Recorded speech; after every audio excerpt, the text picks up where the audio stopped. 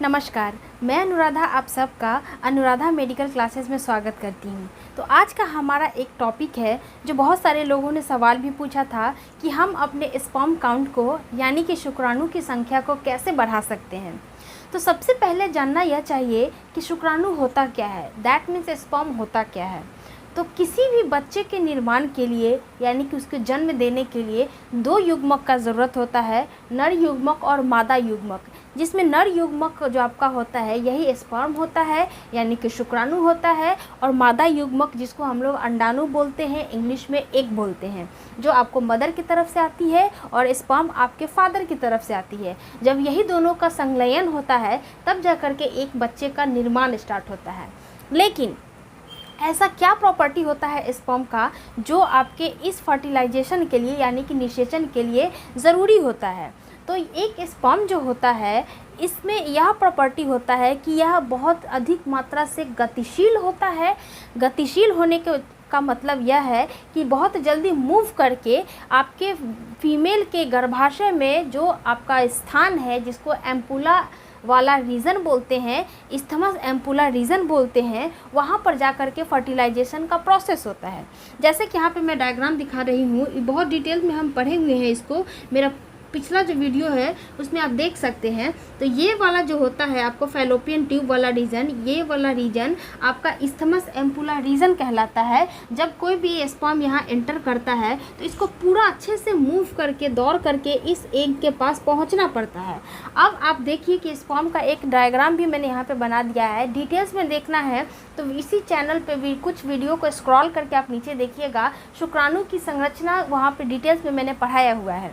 तो स्पर्म का जो होता है पहला हेड होता है, दूसरा मिडिल पीस होता है, तीसरा इसका टेल होता है, और यही जो पूंछ होता है यह सांप के समान दिखने वाला स्ट्रक्चर होता है जो मूव करके आपके गर्भाशय से होते हुए आपके एग जहाँ प्रेजेंट है वहाँ पर जा कर के मिलता है और फिर यहाँ पे निषेचन की प्रक्रिया करता है, जिस वजह से आपका एक बच्चे का निर्माण होता है। इसी हेड वाले रीजन में बहुत सारे एंजाइम प्रेजेंट होते हैं जो रिस्पॉन्सिबल होते हैं इस अंडाणु से मिलने के लिए, इसको ब्रेक करके अपने आप को उसमें धंसाने के लिए। ठीक है, तो ये आपका एक स्पर्म का काम होता है। और मिडिल पीस में बहुत ज़्यादा माइटोकॉन्ड्रिया प्रेजेंट होते हैं जिसे हम लोग पावर हाउस ऑफ एनर्जी भी बोलते हैं, जो इसको एनर्जी प्रोवाइड कराता है। तो एक स्पर्म का कुछ कैरेक्टर होता है, कुछ गुण होता है कि यह क्या होना चाहिए, इसमें मोटिलिटी यानी कि गतिशीलता बहुत अधिक होनी चाहिए, यह फास्ट मूव करना चाहिए और फुल ऑफ न्यूट्रिएंट्स से भरा होना चाहिए और हेल्दी होना चाहिए।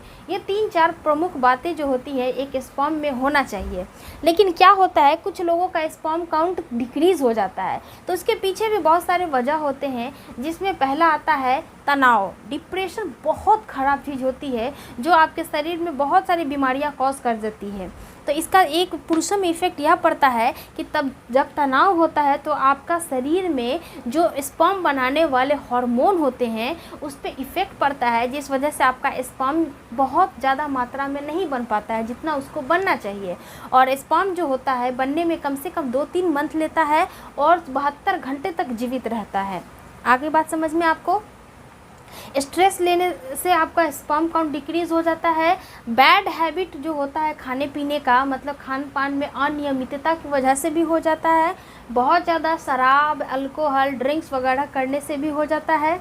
और भी बहुत सारे फैक्टर रिस्पॉन्सिबल होते हैं जो आपके स्पर्म काउंट को डिक्रीज़ कर जाता है, जो इसका रिज़ल्ट होता है कि आप फर्टिलिटी के नंबर में, फर्टिलिटी वाले नंबर्स में इंक्लूड होने लगते हैं। दैट मीन्स जिसको हम लोग बांझ बोलते हैं, उस केस में आप क्या होते हैं, शामिल होने लगते हैं। मान लीजिए बहुत सारे स्पर्म जो होते हैं आप बन रहे हैं आपके शरीर में, लेकिन फीमेल के वजाइना से होते हुए इस अंडाणु से वही स्पर्म मिलता है जिसमें बहुत ज़्यादा शक्ति होता है, जल्दी से मूव करके इसको ढूंढ करके यहाँ पे इकट्ठा हो करके इसको ब्रेक करने के लिए इसके चारों तरफ एक मोटी दीवार होती है जिसे हम लोग जोना पेलुसिलर का लेयर बोलते हैं। इसी लेयर को तोड़ने के लिए इस स्पर्म के हेड वाले रीजन में क्या होता है, एंजाइम होते हैं, और इसको जो ब्रेक करेगा वही आगे जाएगा, जो बाजी मारेगा वही आगे एंटर करेगा। तो ये होता है स्पर्म का एक कैरेक्टर, जिसके लिए फर्टिलाइजेशन जब होता है तो वो रिस्पॉन्सिबल होता है, उसमें प्रेजेंट होता है एंजाइम जो वही रिस्पॉन्सिबल होता है। तो ये सारे कुछ पॉइंट्स मैंने जो अभी बताया, उससे आपका स्पर्म काउंट क्या होता है, डिक्रीज़ हो जाता है, जिससे आप बांझ भी होने के कगार पे पहुंच जाते हैं। मान लीजिए स्पर्म काउंट कम है तो फिर फर्टिलाइजेशन के लिए स्पर्म आ रहे हैं आपके बॉडी में, और एक तो नंबर ही कम है और उसमें मोटिलिटी भी कम है, तो ये अपना टारगेट तक पहुँच ही नहीं पाएगा, और 72 घंटे जब पूरे हो जाएंगे तो यहाँ पहुँचते पहुँचते मर जाएगा, और फिर वो उसका अस्तित्व ही ख़त्म हो जाएगा। जब अस्तित्व खत्म हो जाएगा तो फिर वो फर्टिलाइजेशन का प्रोसेस ही नहीं कर पाएगा, जिस वजह से बेमतलब का जो फीमेल्स जो प्रिपेयर्ड होती है पूरी तरह से गर्भधारण के लिए नहीं कर पाती है, नहीं हो पाती है, जिस वजह से उन्हें और लोगों का भी बात सुनना पड़ता है कि ये बांझ है, जबकि ऐसा कुछ नहीं है। महिला या पुरुष दोनों में से कोई भी एक बांझ हो सकता है, इनफैक्ट दोनों भी हो सकता है। मैं नेक्स्ट वीडियो में ज़रूर इस टॉपिक पे बात करूंगी कि बांझ होने के लिए कौन कौन से फैक्टर रिस्पॉन्सिबल होते हैं, महिलाओं में भी और पुरुषों में भी।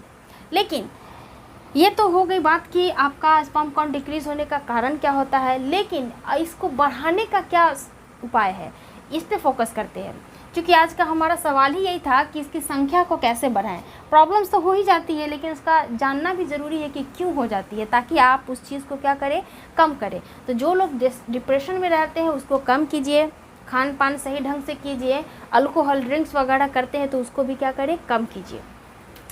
एक और फैक्टर होता है, बहुत ज़्यादा जो दवाइयाँ लेते हैं इधर उधर का ऐड वगैरह देख करके कि आपको जोश बढ़ाना है, आप में बहुत ज़्यादा एनर्जी प्रोवाइड कराएगा, आपको ताकत देगा, तो बहुत सारे लोगों में क्या होता है, ये चीज़ नुकसान भी, नेगेटिव फीडबैक में भी उस पर इफ़ेक्ट होता है, जो आपको स्पर्म काउंट डिक्रीज़ होने के लिए रिस्पॉन्सिबल होता है। तो अगर आप इधर उधर का मेडिसिन वगैरह भी यूज़ करते हैं तो उसको लेना बंद कर दीजिए। अगर ऐसा लेना है, कोई प्रॉब्लम है सीवियर, तो आप डॉक्टर से कांटेक्ट करके ज़रूर उस चीज़ को इस्तेमाल कीजिए, अदरवाइज़ ऐसे मत इस्तेमाल कीजिए, ठीक है। तो आइए चलते हैं इसके उपाय पे कि ऐसे क्या चीज़ करें जिससे हमारा स्पर्म काउंट इंक्रीज़ हो। तो सबसे पहले आपको हेल्दी फूड लेना पड़ेगा, मतलब पूरी तरह से न्यूट्रिएंट्स वाले जो होते हैं, पोषक तत्व वाले जो भोजन होते हैं उसको लेना है। उसको अगर लेने से क्या होगा, पोषक युक्त वाला अगर हम खाना खाएंगे तो हमारे शरीर का जो भी बैलेंसिंग हार्मोन है, जो आपके हार्मोन्स को, जो मेल हार्मोन होते हैं, टेस्टोस्टेरोन, एस्ट्रोजन जो होता है, उसको बैलेंस करके रहेगा। और स्पर्म काउंट बढ़ाने वाले हार्मोन का क्या होता है, जब बैलेंस वे में खाना लेते हैं आहार युक्त, तो ऑटोमेटिक हमारा क्या होता है, स्पर्म काउंट इंक्रीज़ हो जाता है। तो ये भोजन जो होता है, हेल्दी भोजन क्या खाएं, तो सबसे पहला तो जिन लोगों को नॉनवेज पसंद है, मछली खाते हैं, वो लोग मछली अपनी डाइट में इंक्लूड कर लीजिए। विटामिन डी से युक्त भोजन, दूध और दूध से बना हुआ युक्त भी खाना खा सकते हैं, अपनी डाइट में इंक्लूड ज़रूर कीजिए। लहसुन अगर खाने का शौकीन है तो आप सुबह सुबह इसे 1 या 2 जो दाना होता है, दाना तो नहीं, बाली बोल सकते हैं उसको ले करके आप खा सकते हैं। नेक्स्ट है आपका केला को भी खा सकते हैं, बहुत इंपॉर्टेंट होता है आपके स्पर्म काउंट इंक्रीज़ करने के लिए। नेक्स्ट है पालक, यानी कि हरी साग सब्जी लेते हैं तो उसमें पालक को ज़रूर इंक्लूड कीजिए, यह आपके पॉजिटिव वे में काम करेगा और स्पर्म काउंट को क्या होगा, बढ़ाएगा। नेक्स्ट है विटामिन सी वाला भोजन। विटामिन सी किस किस में पाया जाता है, जो खट्टे फ्रूट्स होते हैं वो सारी चीज़ में पाए जाते हैं, नींबू में, संतरा में, तो आप ये सारी चीज़ को भी इंक्लूड कर सकते हैं। ये तो आपका था खाना से संबंधित। दूसरा आपका आता है व्यायाम, यानी कि पूरी तरह आपको एक्सरसाइज करना पड़ेगा, मेडिटेशन करना पड़ेगा। एक्सरसाइज करेंगे तो आपके क्या होगे, जो भी मसल्स वगैरह जो सिकुड़ गए हैं, जिसकी वजह से आपके स्पर्म को बढ़ने के लिए मतलब प्रॉब्लम्स आ रही है, तो वो सारी चीज़ें खुलेंगी और आपका बॉडी एक्टिव होगा, तो स्पर्म काउंट ऑटोमेटिक क्या हो जाएगा, बढ़ जाएगा। नेक्स्ट है मेथी। बहुत सारे लोग मेथी को फुला करके खाते हैं, डायबिटीज़ पेशेंट भी खाते हैं, जिसका स्पर्म काउंट लो होता है, वो लोग भी इसको इस्तेमाल कर सकते हैं, पॉजिटिव वे में रिस्पांस मिलेगा। नेक्स्ट है नींद, बहुत इंपॉर्टेंट है।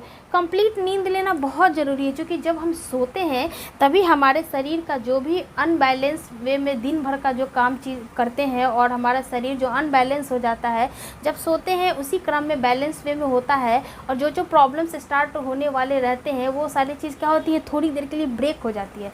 जब शरीर को रेस्ट देते हैं तो सारा हार्मोन, सारा ऑर्गन को रेस्ट मिलता है और अपना काम सही ढंग से करके आपको एकदम हेल्दी रखने के लिए रिस्पॉन्सिबल होती है। इसलिए आपको कंप्लीट क्या करना है, नींद लेना है, एटलीस्ट 5 से 6 आवर का तो ज़रूरी लेना है। नेक्स्ट है हमारा अश्वगंधा। ये प्राचीन काल में बहुत ज़्यादा फेमस था, ये हमारा आयुर्वेदिक मेडिसिन होता है, जो आपको मिल जाएगा किसी भी मेडिकल स्टोर पे, आप इसको अपने डाइट में शामिल कर सकते हैं। तो ये था कुछ आपका उपाय जिससे हम अपने शुक्राणु की संख्या को क्या कर सकते हैं, बढ़ा सकते हैं। आई होप आपको इस वीडियो में समझ में आ गया होगा, जान गए होंगे कि स्पर्म काउंट लो होने से क्या होता है, उसके पीछे का वजह क्या होता है, क्यों स्पर्म काउंट लो हो जाता है और इसको बढ़ाने के लिए क्या क्या हम कर सकते हैं। ये सारी चीज़ आपको पता चल गया होगा। तो मिलते हैं नेक्स्ट वीडियो में। लेकिन वीडियो अच्छी लगी हो तो वीडियो को लाइक शेयर और सब्सक्राइब जरूर कर दीजिएगा। आप देख सकते हैं कितना ज़्यादा गर्मी है और इतना पसीना आ रहा है मुझे, फिर भी मैं आपके साथ ये वीडियो बना करके शेयर कर रही हूँ। तो प्लीज़ थोड़ा सा मेरी मेहनत के लिए आप सब सपोर्ट कीजिए, वीडियो को लाइक शेयर और सब्सक्राइब जरूर कर दीजिए। मिलते हैं नेक्स्ट वीडियो में। लेकिन कोई डाउट है तो कमेंट बॉक्स में सवाल मुझसे पूछ सकते हैं, मैं उसका जवाब दूँगी। अपना ध्यान रखिए। जय हिंद।